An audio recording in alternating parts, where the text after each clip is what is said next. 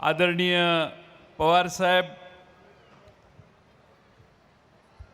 साहेबांना उभ्या हयातीत कायमपणाने समर्थ साथ देणारे व्यासपीठावर बसलेले आणि ज्यांनी नव्या मुंबई आणि पनवेल या परिसरात विशेष वैद्यकीय सेवा देशातल्या अन्य खाजगी कॉलेजपेक्षा उत्तम उपलब्ध करून दिली ते डॉक्टर कमल किशोर कदम साहेब, आमचे युवकांचे अध्यक्ष मेहबूब शेख, महाराष्ट्रातील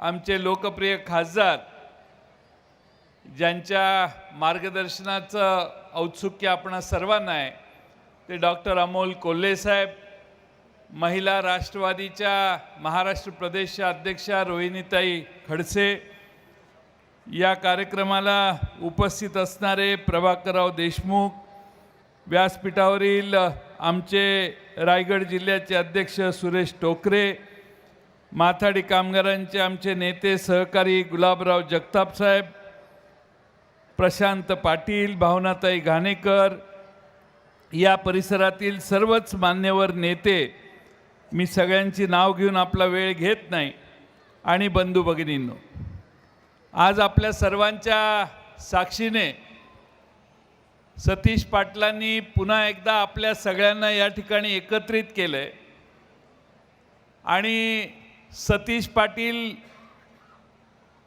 पनवेलचे अध्यक्ष झाल्यावर आपल्या सर्वांना विश्वासात घेऊन या परिसरात पक्ष संघटना बळकट करण्यासाठी प्रयत्न करायचा निर्धार पुन्हा त्यांनी ठरवलेला आहे आणि म्हणून अतिशय आग्रहाने पवार साहेबांना त्यांनी इथं निमंत्रित केले। अनेक विषय या परिसरातील पनवेलकरांचे प्रश्न समस्या त्यांनी मांडल्या, प्रशांत पाटलांनी मांडल्या।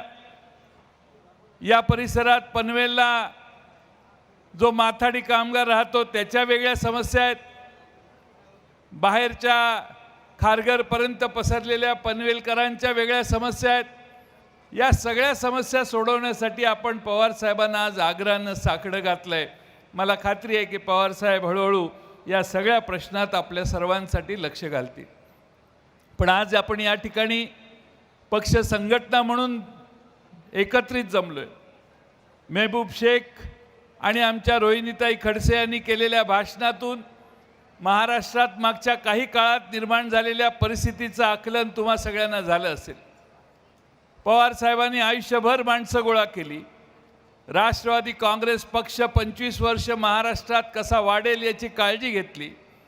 आज आमच्यातनं काही लोक पक्ष सोडून बाजूला गेलेले आहेत आणि त्यामुळं महाराष्ट्रात पुन्हा एकदा सामान्य कार्यकर्ता पवार साहेबांच्या मागे छातीचा कोट करून त्यांना पाठिंबा देण्यासाठी पुढे यायला लागलेला आहे। महाराष्ट्रात ज्या ज्या ठिकाणी पवार साहेब जातात एवढीच मोठी प्रचंड गर्दी त्यांच्या स्वागतासाठी सर्व ठिकाणी होते। आज आपल्या सर्वांना सतीश पाटलांनी आणि आमच्या प्रमोद पाटलांनी या ठिकाणी बोलवलं।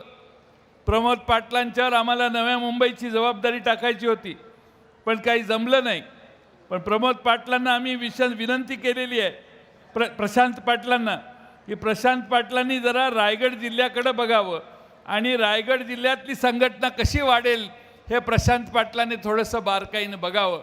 शेवटी पवार साहेबांचे विश्वासू म्हणून प्रशांत पाटील अनेक वर्ष काम करतायत, भावनाताई आमच्या काम करतायत।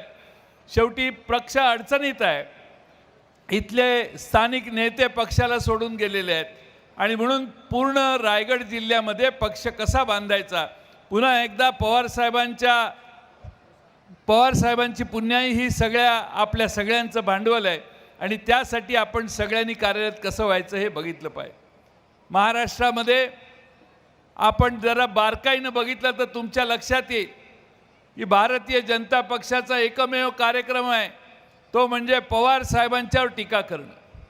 आजही महाराष्ट्राच्या उपमुख्यमंत्र्यांनी त्यांच्या पक्षाच्या बैठकीत त्यांची सूत्र त्यांची दिशा सांगायच्या ऐवजी पवार साहेबांच्यावर निम्मा वेळ खर्च करून पवार साहेबांच्यावर टीका करण्यात धन्यता मानली। का तर त्यांना पवार साहेबांची भीती वाटते। पवार साहेबांचा पक्ष फोडण्यात त्यांनी प्राधान्य दिलं। का दिलं तर पवार साहेबच भारतात फिरणारा अश्वमेध अडवू शकतात महाराष्ट्रात, याची महाराष्ट्रात आणि देशात सगळ्यांना खात्री आहे. आणि म्हणून पवार साहेब हे प्रत्येक वेळेला टीकेचं लक्ष होतं. आणि मग पवार साहेबांच्या विरोधी चुकीची टीका करायची, ज्या घटना झाल्या नाहीत त्या घटना सांगायच्या, कोणाच्या आरक्षणात कोणी खोडा घातला हे सांगायचा, चुकीच्या बातम्या महाराष्ट्रात पसरवायच्या. संपूर्ण महाराष्ट्रातला मराठा समाज, ओबीसी समाज यांनी पवार साहेबांनी त्यांच्यासाठी काय काय गोष्टी केलेल्या आहेत हे सगळं माहिती आहे महाराष्ट्राला. पण आज महाराष्ट्रामध्ये आज ज्या पद्धतीनं आरक्षणाचा प्रश्न हाताळला जातोय, दोन्ही दरडीवर हात ठेवण्याचा प्रयत्न करताना महाराष्ट्रात मुख्यमंत्र्यांची भूमिका काय हेच कळत नाही. आम्ही सभागृहात देखील मागणी केली की एकमुखानं महाराष्ट्राच्या मंत्रिमंडळानं आपली आरक्षणाबद्दलची भूमिका सांगावी. तुम्ही एकानं ह्या तोंडानं बोलायचं, दुसऱ्यानं त्या तोंडानं बोलायचं, तुमचा सगळा आरक्षणाचा धोरणाचा भाग काय आहे हे सांगा, ही आमची भूमिका आहे.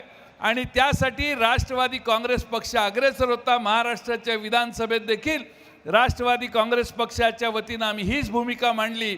शेवटी महाराष्ट्राचे एक मंत्री उभा राहून सभागृहात सांगतात की ओबीसींच्यावर अन्याय झालेला आहे, ओबीसींना हे सरकार निधी देत नाही, ओबीसींचे प्रश्न सोडवत नाही, ओबीसींना बाजूला ढकलण्याचं काम महाराष्ट्रात हे सरकार करतं. हे ह्या सरकारमधलेच काम करणारे मंत्री सांगतायत.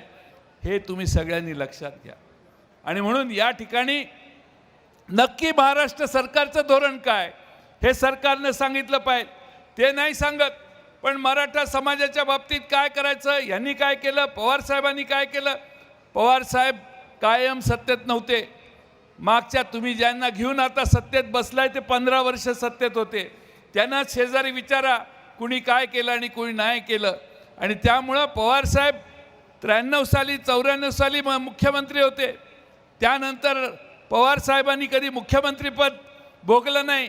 पवार साहेबांचे सहकारी मंत्रिमंडळात ठेवले, त्यावेळी महाराष्ट्रात कधी मुख्यमंत्रीपद हे राष्ट्रवादीच्या वाट्याला आलं नाही. पण आम्ही सगळे मंत्रिमंडळात होतो. आणि त्यामुळं पवार साहेबांच्या विरोधी तुम्ही ज्यावेळी बोलता त्यावेळी हे लक्षात ठेवा की तुमच्या शेजारी बसलेले नवे पाहुणे आज तुम्ही करून घेतले आहेत, त्यांच्याही विरोधी ती भूमिका तुम्ही मांडताय. आणि मला हे आश्चर्य वाटतं की शेजारी बसलेल्यांना तरी पवार साहेबांच्या विरोधी मांडलेली भूमिका कशी पसंत पडते, कशी सहन होते, हाही आता आम्ही सगळे आणि महाराष्ट्रातली जनता विचार करत असेल. आज आपण सगळे मोठ्या संख्येने इथं आलाय. पनवेलकरांना माझी विनंती आहे, पनवेल हे रायगड जिल्ह्याचं नाक आहे.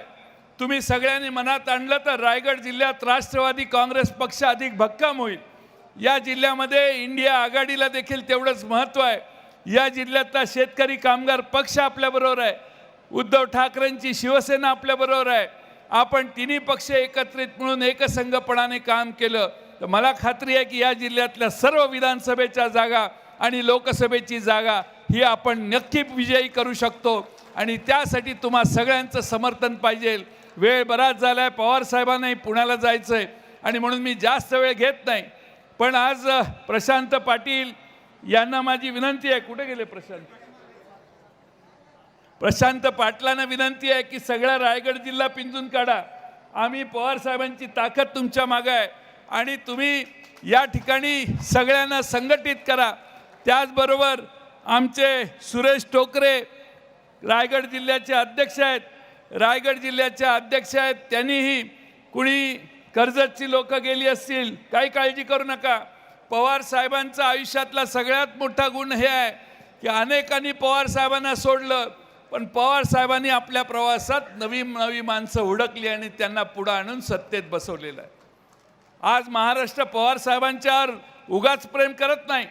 महाराष्ट्रातला शेतकरी असेल, माथाडी कामगार असेल, कोणत्याही क्षेत्रात गेलेला माणूस असेल, त्या माणसाला माहिती आहे की पवार साहेबच महाराष्ट्रातले प्रश्न सोडवू शकतात, समजू शकतात. त्या प्रश्नांना न्याय देण्याची ताकद जर महाराष्ट्रात कुणात असेल तर ती शरद पवार साहेबांच्याकडे आहे. वय किती झालं हा प्रश्न महत्त्वाचा नाही. आजही आणखीन दुसऱ्या कार्यक्रमाला जायची तयारी होती त्यांची. आज 2 कार्यक्रम संध्याकाळी करतो म्हणत होते. पण शेवटी महाराष्ट्रात अथकपणाने परिश्रम कसे करायचे याचा आदर्श पवार साहेबांनी महाराष्ट्रात 50 वर्षात महाराष्ट्रातल्या नव्या कार्यकर्त्यांना घालून दिलेला आहे. मला खात्री आहे की आपल्या सगळ्यांच्या आशीर्वादाने पवार साहेबांच्या ताकदीनं या जिल्ह्यात आपण आपला पक्ष संघटितपणानं वाढवूया.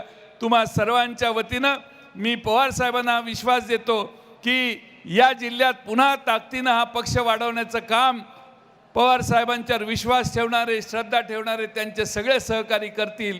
आज मला या ठिकाणी सतीश पाटील यांनी बोलण्याची येण्याची आग्रहानं बोलवलं, त्यांनी त्याबद्दल त्यांचे मी मनपूर्वक आभार मानतो आणि मी माझे भाषण पूर्ण करतो. धन्यवाद.